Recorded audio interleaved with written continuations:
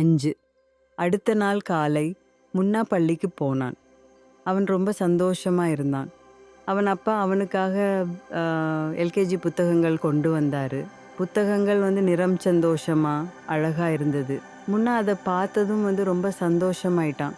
புது school uniform, புது school bag, புத்தகங்கள் எல்லாத்தையும் போட்டுட்டு ரொம்ப சந்தோஷமா நிற்கிறான். முதல் நாள் முன்னாவோட அம்மா அவனை ஸ்கூலில் கொண்டு போனாங்க. முன்னாடி அம்மா நீ என்கிட்ட இருக்கணும்னு சொன்னான். ஆனால் அம்மா சொன்னாங்க, நாளை இப்போ போகிறேன், மதிய சாப்பாடு எடுத்துகிட்டு வரேன், நீ உன் கிளாஸ்மேட்ஸ் கூட ஃபர்ஸ்ட் டே என்ஜாய் பண்ணு. முன்னா கொஞ்சம் துக்கமாக நின்னான். அப்போ கிளாஸ் டீச்சர் வந்தாங்க. அவங்க முடி வேறு ஸ்டைலில் கட்டியிருந்தாங்க. முன்னா டீச்சரை பார்த்து கிளாஸ்மேட்ஸை பார்த்து இருந்தான். எல்லா கிளாஸ்மேட்ஸும் அழுதுகிட்டே இருந்தாங்க. முன்னா நிம்மதியாக பார்த்துட்டே இருந்தான். அப்போ தான் அவனுக்கு புரிஞ்சது, நான் இவங்க எல்லாரோடனும் நாளும் நாளும் இருக்க போகிறேன். இவங்க எல்லாம் இப்போ அழுதுகிட்டே இருப்பாங்களா? மதிய சாப்பாட்டு நேரம் வந்துச்சு. முன்னாவின் அம்மா லஞ்ச் பாக்ஸ் எடுத்துட்டு வந்தாங்க.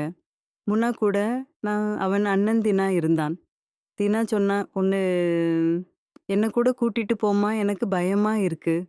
அம்மா சொன்னாங்க, உன் தம்பி முன்னா இங்கே தான் இருக்கான், பாரு அவன் நல்லா இருக்கான். இப்போ நல்லா ஃப்ரெண்ட்ஸ் கூட விளையாடுறான், நல்லா படிக்கிறான், நல்ல மார்க்கம் எடுக்கிறான். நீயும் நல்லா படித்து மார்க் வாங்கணும்.